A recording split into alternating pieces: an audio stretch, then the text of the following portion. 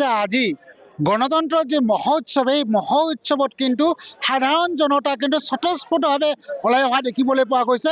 ৰাতিপুৱাৰ ভাগৰ পৰা যথেষ্ট পৰিমাণে বৰষুণ পৰিছিল যদিও এই মুহূৰ্তত কিন্তু ক'ব লাগিব বৰষুণকো কিন্তু নেওচি কিন্তু সাধাৰণ যি জনতা আছে সেই জনতাই কিন্তু গণতন্ত্ৰৰ যি মহোৎসৱ সেই মহোৎসৱত অংশগ্ৰহণ কৰা দেখিবলৈ পোৱা গৈছে।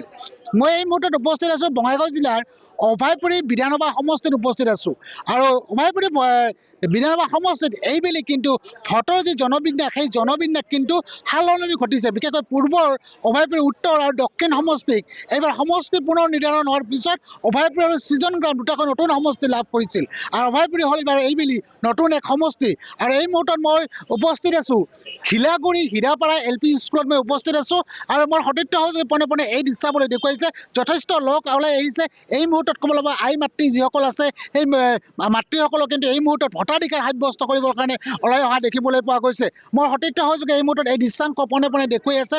যথেষ্ট দীঘলীয়া এক শাৰী আৰু বিশেষকৈ ক'ব লাগিব এই মুহূৰ্তত অভয়পুৰী বিধানসভা সমষ্টিত তৃণমূল কংগ্ৰেছৰ যিগৰাকী প্ৰাৰ্থী আছিল কৌশিক ৰঞ্জন আহি উপস্থিত হোৱা দেখিবলৈ পোৱা গৈছে। শাৰী পাতি থিয় হৈছে ভোটদান সাব্যস্ত কৰিবৰ বাবে। মই পোনে পোনে কৌশিক ৰঞ্জনৰ কাষলৈ যাবলৈ বিচাৰিছোঁ। তৃণমূল কংগ্ৰেছৰ কেণ্ডিডেট কৌশিক ৰঞ্জন দাস, মই আপোনাক প্ৰথমে আজি শুভেচ্ছা জনাইছোঁ গণতন্ত্ৰৰ মহোৎসৱত আপোনাক শুভেচ্ছা যাচিছোঁ। আৰু এই মুহূৰ্তত যিহেতু আপুনি শাৰী পাতি সাধাৰণ জনতাৰ নিচিনা কৰি শাৰী পাতি ভোটদান সাব্যস্ত কৰিবলৈ ওলাইছে, কি ক'ব আপোনাৰ মনৰ অনুভৱ কেনেকুৱা? খুব ভাল লাগিছে। আপোনালোকে জানে মই এগৰাকী এই সমষ্টিৰে প্ৰাৰ্থী। ময়ো ৰাইজৰ ল'ৰা হৈ লাইনত শাৰী পাতি আছোঁ 1 ঘণ্টাৰ পৰা। গণতান্ত্ৰিক উৎসৱ বুলি ক'ব লাগিব।